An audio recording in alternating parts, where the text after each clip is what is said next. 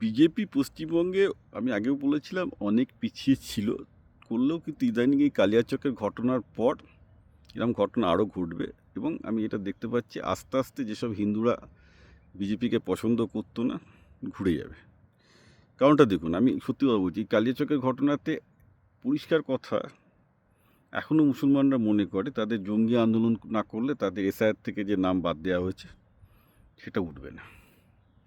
এখানটাতেই ভয়। দেখুন, এটা গণতান্ত্রিক দেশ, আন্দোলন করতে তো কেউ বাধা দেবে না, কিন্তু একটা জাজকে, 7 জন জাজকে রাত্রি 8:30 পর্যন্ত আটকে রাখাটা কোনো আন্দোলনের পরিভাষা নয়।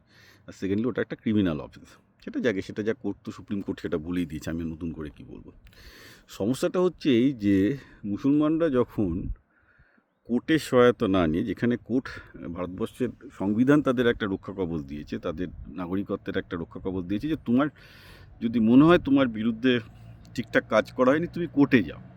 কোর্টে না গিয়ে জঙ্গিপনা করে বেড়াবে, এবং কার টাকায় জঙ্গিপনা করেছে আমি বলছি না, আপনারা সবাই ক্রমশ বুঝতে পারবেন।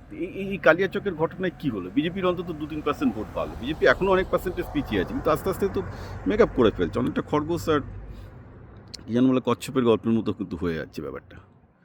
তো সমস্যাটা হচ্ছে এইখানটাতেই, যেখানে পশ্চিমবঙ্গের মুসলমানরাই জঙ্গি আন্দোলনকে সমর্থন করছে, তো সেখানে তো বিজেপির ভোট বাড়বেই।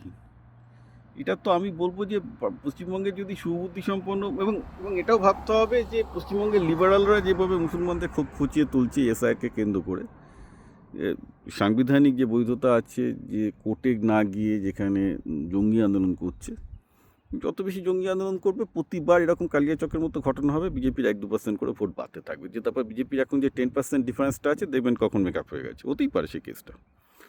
সো পশ্চিমবঙ্গের মুসলমানরা ভাবা প্র্যাকটিস করুন, যে বেসিক্যালি এসআইআরে যদি নাম বাদ হয়ে থাকে তার অনেকগুলো লিগ্যাল ওয়ে আছে, আদালত আছে, প্রসেস আছে, সেটা নিয়ে আন্দোলন করুন, এক্সপোজ করুন, আদালতে যান। কিন্তু এইভাবে যদি জঙ্গি আন্দোলন চলতে থাকে, যেখানে লুঙ্গি বাহিনীকে, যে হিন্দুরা কিন্তু তৃণমূলকে ভোট দেয় সেও কিন্তু লুঙ্গি বাহিনীকে ভয় পায়, সোজা কথা।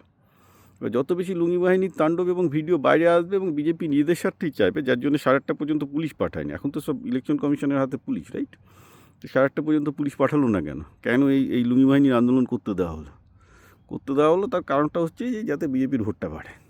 এবং দেখা যাচ্ছে এমন একটা ঘটনা যেটাতে বিজেপিও খুশি, কারণ তাতে বিজেপির ভোট বাড়বে, মুসলমানরাও খুশি যে দেখ আমরা দেখিয়ে দিলাম আমাদের ক্ষমতা আছে, মানে একদম জগাই মাথায় পুরোপুরি। তো ভালোই তো আপনারাও আন্দোলন করুন, জঙ্গি আন্দোলন করুন, বিজেপিরও ভোট বাড়ুক, রাজ্যটা আরও, এবং এটা হলে যদি সবাই খুশি থাকে, তাতে হিন্দুরাও খুশি, মুসলমানরাও খুশি, তাই হোক সে রাজ্যে।